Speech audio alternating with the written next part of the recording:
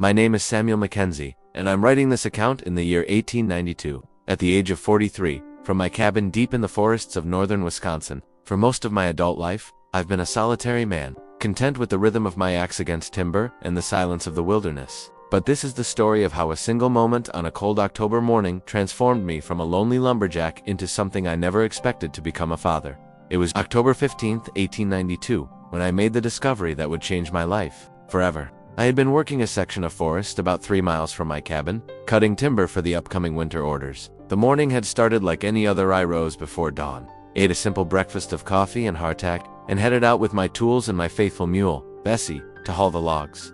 The forest was particularly beautiful that morning. The autumn leaves had reached their peak colors, painting the wilderness in brilliant shades of gold, crimson, and orange. There was a crisp bite to the air that spoke of the harsh winter to come, and I was eager to get as much work done as possible before the snows made logging impossible. I had been working for about 2 hours when I noticed something unusual through the trees. At first I thought it might be smoke from another lumberjack's camp, but as I got closer, I realized it was something far more troubling. The acrid smell of burned wood and fabric filled my nostrils, and I could see the blackened remains of what had once been a covered wagon. Dropping my axe, I approached the scene cautiously. The wagon had been completely destroyed by fire, its wooden frame reduced to charred skeletal remains. The canvas cover had been burned away entirely, and whatever belongings the travelers had carried were now nothing but ash and twisted metal. 2 horses lay nearby, their bodies telling a grim story of what had happened here. As I surveyed the tragic scene, trying to piece together what might have occurred, I heard something that made my blood run cold: the weak, mewling cry of an infant. At first, I thought my ears were playing tricks on me. Surely no one could have survived such devastation. But the sound came again, faint but unmistakable.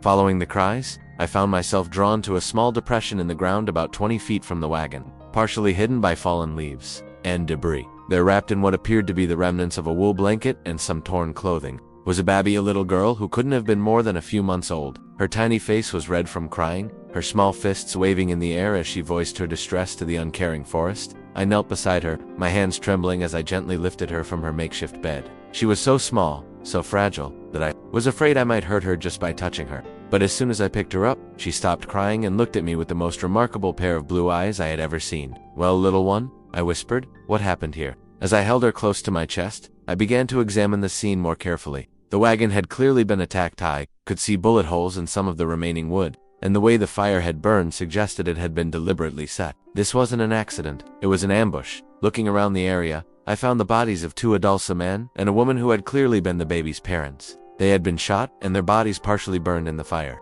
The sight filled me with a mixture of rage and profound sadness. What kind of monsters would attack a family traveling through the wilderness? But even as I grieved for these unknown people, I realized I had a more immediate problem. The baby in my arms was alive, but she was clearly hungry, cold, and in need of care that I had no idea how to provide. I was a 43-year-old bachelor who had never so much as held a baby before, let alone cared for one. The little girl began to cry again, and I could feel the desperation in her voice. She needed food, warmth, and safety, things I wasn't sure I could provide. But as I looked down at her tiny face, I knew I couldn't just leave her there. Whatever had happened to her parents, she was innocent, and she deserved a chance at life. "All right, sweetheart," I said softly. "I don't know what I'm doing, but we're going to figure this out together." I carefully wrapped her in my own jacket and began the journey back to my cabin.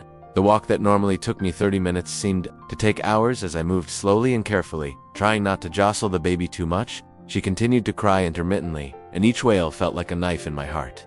When I finally reached my cabin, I was faced with the reality of my situation. My home was a simple 1-room structure designed for a solitary man. There was no crib, no baby clothes, no milk, nothing that a child would need. The baby was crying more insistently now, and I could tell she was getting weaker. In desperation, I tried to think of what I knew about babies. My own mother had died when I was young, and I had no sisters or close female relatives who might have taught me about childcare. But I remembered hearing that babies needed milk, and while I didn't have cow's milk, I did have a goat that I kept for fresh milk and cheese. I quickly milked the goat and tried to figure out how to feed the baby. Using a clean cloth, I soaked it in the warm milk and let her suck on it. To my relief, she seemed to understand what I was trying to do and began to drink eagerly. As she fed, I got my first good look at her. She was a beautiful child, with fine blonde hair and those remarkable blue eyes. She couldn't have been more than 3 or 4 months old, and despite her ordeal, she seemed healthy and alert. Someone had loved this baby. Her clothes, though torn and dirty, had been well made, and she bore no signs of neglect or abuse.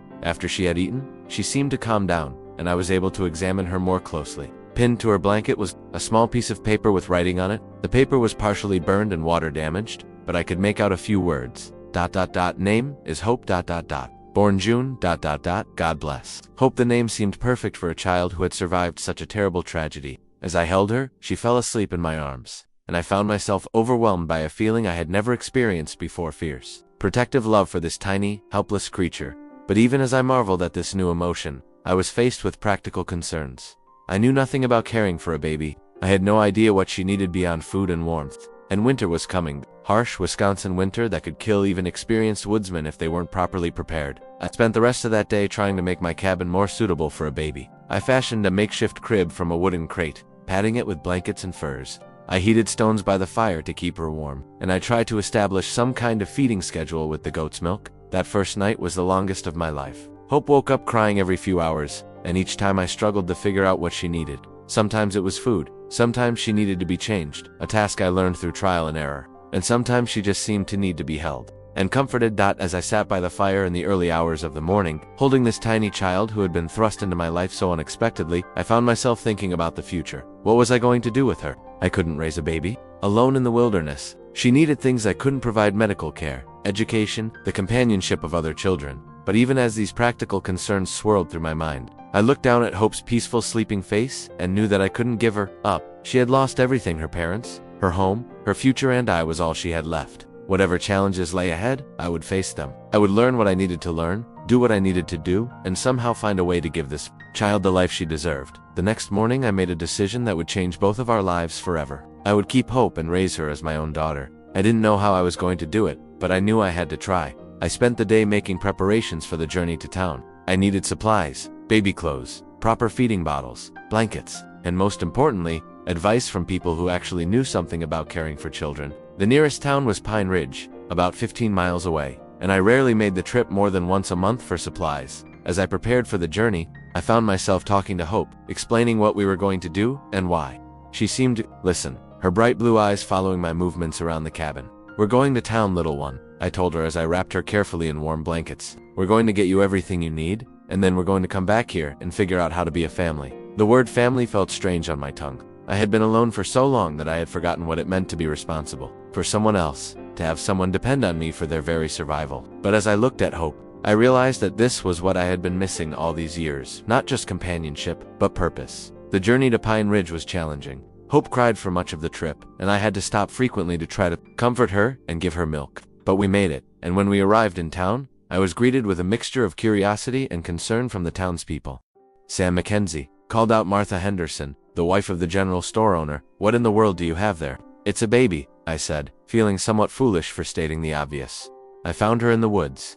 Her parents were killed." Word spread quickly through the small town, and soon I was surrounded by concerned women offering advice, supplies, and help. For the first time since finding Hope, I began to feel like maybe, just maybe, I could actually do this. Mrs. Henderson took charge immediately. "You can't feed a baby goat's milk exclusively," she scolded gently. "She needs proper formula. And look at these clothes, they're not nearly warm enough for a Wisconsin winter." Within hours, the women of Pine Ridge had outfitted Hope with everything. She needed clothes, blankets, proper feeding bottles, and even a real crib that could be disassembled and transported back to my cabin. But more importantly, they gave me something I desperately needed: knowledge. Mrs. Henderson and several other mothers spent hours teaching me how to properly care for a baby. They showed me how to prepare formula, how to change diapers, how to recognize when she was sick, and how to establish routines that would help both of us get through the long winter ahead. The most important thing, Mrs. Henderson told me as we prepared to leave, is love. That baby has been through trauma, and she needs to know she's safe and loved. Everything else you can learn as you go. As we made our way back to the cabin, I reflected on the events of the past few days. I had gone from being a solitary lumberjack to being a father, and while the transition was overwhelming, I felt a sense of rightness about it that I couldn't explain.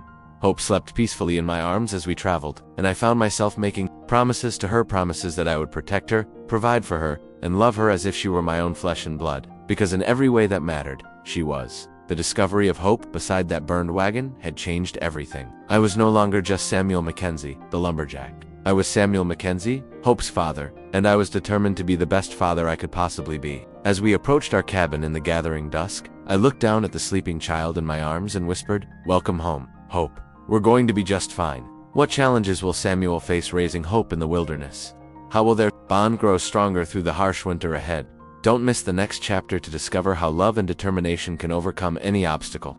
The first month of caring for Hope was the most challenging period of my entire life. Everything I thought I knew about living in the wilderness had to be reconsidered through the lens of protecting and nurturing a helpless infant. The routines that had served me well for years as a solitary lumberjack were completely inadequate for the demands of fatherhood. November arrived with an early snowfall that blanketed the forest in pristine white, but also served as a stark reminder of the harsh winter ahead. My cabin, which had always seemed adequate for my needs, now felt woefully unprepared for a baby. The single room that had been my entire world was now divided into different areas: a feeding corner, a sleeping area for Hope, and a workspace where I could maintain my equipment. While keeping an eye on her, the learning curve was steep and unforgiving. Hope had her own schedule, which bore no resemblance to the rhythms of sunrise and sunset that had governed my life for decades. She woke every few hours throughout the night, crying for food, comfort, or simply because she was a baby doing what babies do. Those first few weeks, I was operating on perhaps 3 hours of sleep per night, stumbling through my daily tasks in a haze of exhaustion.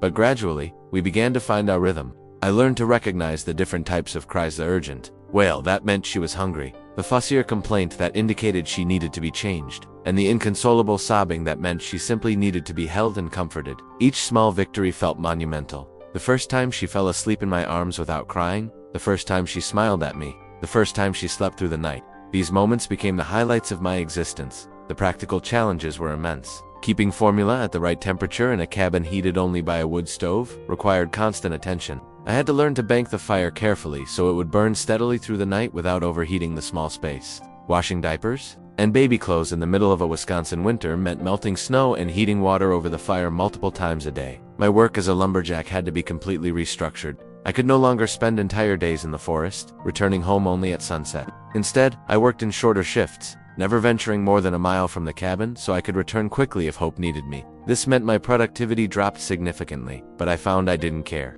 The money I had saved over the years would see us through the winter, and come spring, I would figure out a new way to make a living that allowed me to be the father Hope needed. The isolation that had once been my preference now became a source of anxiety. What if Hope became seriously ill? What if I made a mistake that put her in danger?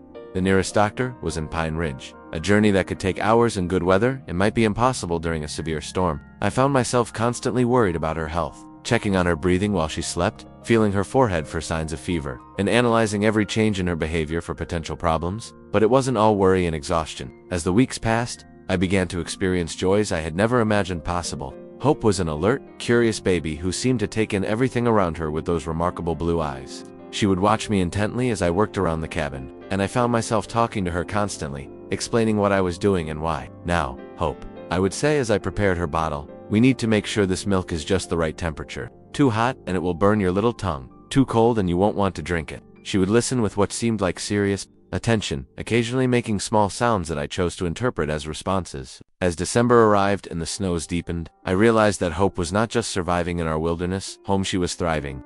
She had grown noticeably since I found her. Her cheeks had filled out, and she had developed a robust appetite and a healthy curiosity about her. The cabin had been transformed as well. What had once been a stark, utilitarian space now felt warm and alive. Hope's clothes hung drying by the fire. Her toys carved from wood during the long evenings were scattered about, and her laughter when she began to laugh filled the space with a joy I had never experienced. But perhaps the most significant change was in me. The solitary, somewhat bitter man who had found that burned wagon was gone, replaced by someone who had discovered a capacity for love and tenderness that I never knew existed.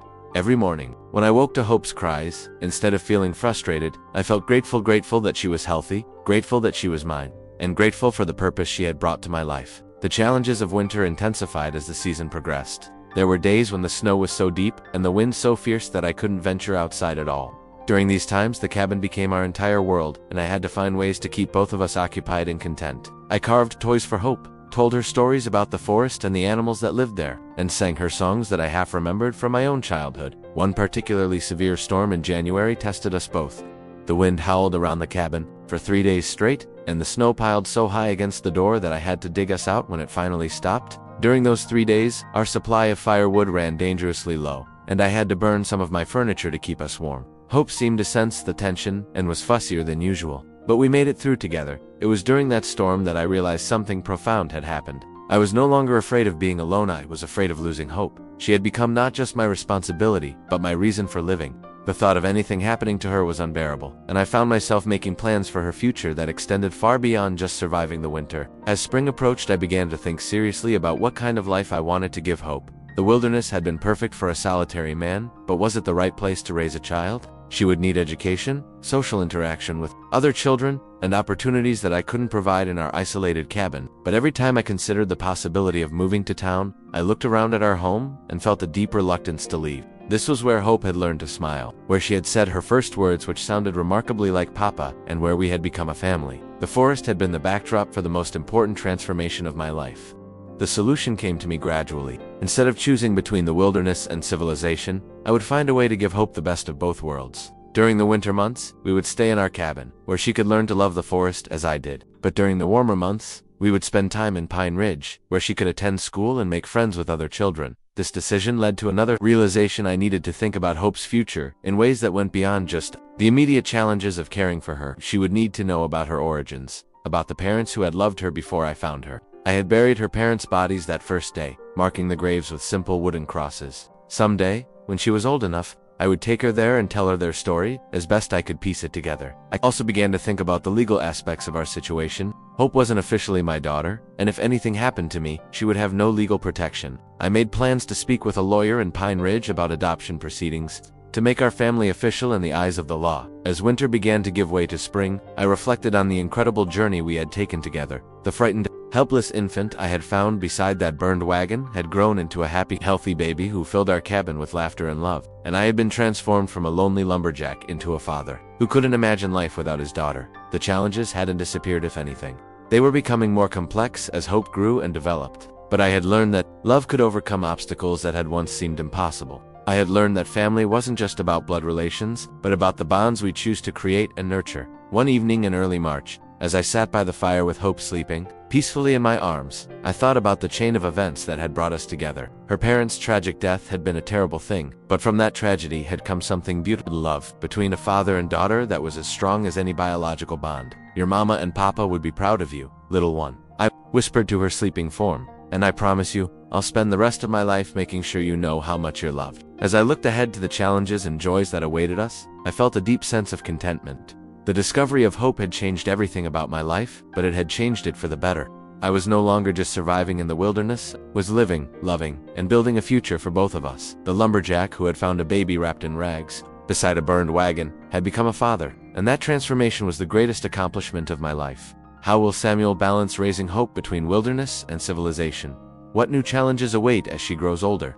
Don't miss the final chapter to see how their unique bond shapes both their destinies. 5 years had passed since that fateful October morning when I discovered Hope beside the burned wagon, and our life together had evolved into something I could never have imagined. The tiny, helpless infant had grown into a spirited, intelligent 5-year-old who could track deer through the forest, identify edible plants, and recite poetry with equal skill. She was, in every sense that mattered, my daughter, and I was her father. Our arrangement of splitting time between the wilderness cabin and Pine Ridge had worked better than I had dared hope. During the harsh winter months, we lived in our forest home, where I taught Hope the skills of wilderness survival, and she learned to love the natural world as deeply as I did. Come spring, we would move to a small house I had purchased on the outskirts of Pine Ridge, where Hope could attend school and interact with other children.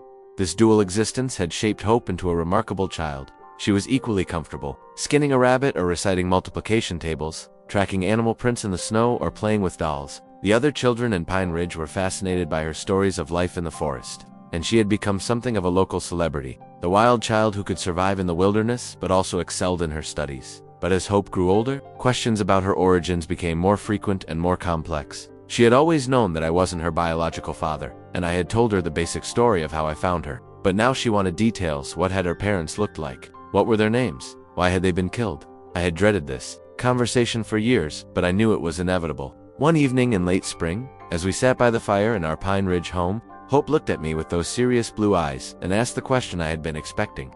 "Papa," she said, "will you tell me about my real parents?" The word real stung, but I understood what she meant. I set down the piece of wood I had been carving and gave her my full attention. "Hope," I said carefully, "I am your real father in every way that matters. But I know you want to know about the people who gave you life, and you have every right to know their story." I told her everything I could remember about that terrible day, the burned wagon, the evidence of the attack, the bodies of her parents. I described how I had found her, wrapped in rags but somehow protected from the worst. of the tragedy. I showed her the partially burned note that had been pinned to her blanket, the one that had given us her name. "They loved you very much," I said, watching her face carefully for signs of distress. "They died trying to protect you, and somehow, they succeeded. You survived because of their love and sacrifice." Hope listened to the entire story without interruption, her small face serious and thoughtful. When I finished, she was quiet for a long moment. "Do you think they would be happy that you found me?" she asked finally. "I think they would be grateful that you were loved and cared for," I replied. "I think they would want you to have the best life possible, and I've tried my best to give you that." "You have, Papa," she said, climbing into my lap. "You're the best father anyone could have." That conversation marked a turning point in our relationship. Hope seemed to understand, with the wisdom that children sometimes possess, that love was more important than blood, and that family was something you built together rather than something you were simply born into. As Hope entered her 6th year, new challenges emerged. She was becoming more independent, more curious about the world beyond our forest and our small town. She asked questions about cities, about other countries, about possibilities that extended far beyond the boundaries of our life together. I found myself facing a dilemma that many parents encounter: how to encourage your child's growth and independence while still protecting them from the dangers of the world. Hope was extraordinarily capable for her age, but she was still a child, and the world could be cruel to those who were different or vulnerable. The solution came from an unexpected source. Dr. Elizabeth Hartwell, a traveling physician who visited Pine Ridge quarterly, had become acquainted with Hope during one of her visits. Dr. Hartwell was a remarkable woman, one of the few female doctors in the region, and someone who had dedicated her life to bringing medical care to remote communities. "That child has an exceptional mind," Dr. Hartwell told me after spending an afternoon with Hope. "She absorbs information like a sponge, and she has a natural curiosity about how things work." "Have you considered what kind of education she might need as she gets older?" The question had been weighing on my mind for months. The one-room schoolhouse in Pine Ridge was adequate for basic education, but Hope was already surpassing many of the older students. She needed challenges that our small town couldn't provide. "There's a school in Milwaukee," Dr. Hartwell continued, "that specializes in educating gifted children. They have programs that would challenge Hope intellectually while still allowing her to maintain her connection to her home." The idea of sending Hope away to school filled me with dread, but I knew that my own limitations as an educator were becoming apparent. I could teach her to survive in the wilderness, but I couldn't give her the advanced mathematics, science, and literature that her mind craved. That summer, we made a trip to Milwaukee to visit the school Dr. Hartwell had recommended. Hope was fascinated by the city, the tall buildings, the crowds of people, the museums and libraries, but she was also overwhelmed by the noise and the pace of urban life. "It's exciting, Papa," she told me as we walked through the city streets, "but it's also scary. There are so many people, and they all seem to be in such a hurry." The school itself was impressive, a progressive institution that emphasized both academic excellence and character development. The teachers were enthusiastic about the possibility of Hope joining their program, and they assured me that they understood the unique challenges of educating a child who had been raised in such an unconventional environment. But the decision wasn't mine alone to make. Hope was old enough to have opinions about her own future, and I was determined to include her in the process. "What do you think, sweetheart?" I asked her as we toured the school's facilities. "Could you be happy here?" Hope was quiet for a long time, considering the question with the seriousness she brought to all important matters. "I think I could learn a lot here," she said finally, "but I would miss you terribly, and I would miss our forest." "You wouldn't have to give up either," I assured her. "We could arrange for you to come home for holidays and summers, and I would visit as often as possible." The decision was made gradually, over the course of several weeks of discussion and planning. Hope would start at the Milwaukee school in the fall, but she would return home for extended periods throughout the year. It wasn't perfect, but it seemed like the best way to give her the education she needed while maintaining our family bond. The night before Hope left for school, we sat together in our cabin one last time before the autumn departure. She was excited about the adventure ahead, but I could see the nervousness in her eyes. "Papa," she said, "what if I don't fit in? What if the other children think I'm strange?" "Hope," I said, pulling her close, "you are extraordinary, not strange. You've been raised with love, taught to be strong and independent, and given skills that most children never learn. If anyone thinks that's strange, that's their loss. But what if I forget how to be your daughter while I'm learning to be a student?" The question broke my heart, but it also filled me with pride. Even at 6 years old, Hope understood that relationships required effort and attention to maintain. "You could never stop being my daughter," I told her. "That's not something you can forget or lose. It's part of who you are, just like your blue eyes or your stubborn streak." The years that followed were challenging for both of us. Hope excelled academically, just as we had hoped, but the separations were difficult. I found myself counting the days until her visits home, and she often wrote letters expressing how much she missed our forest life. But something wonderful was happening as well. Hope was growing into a remarkable young woman who could navigate both worlds with equal skill.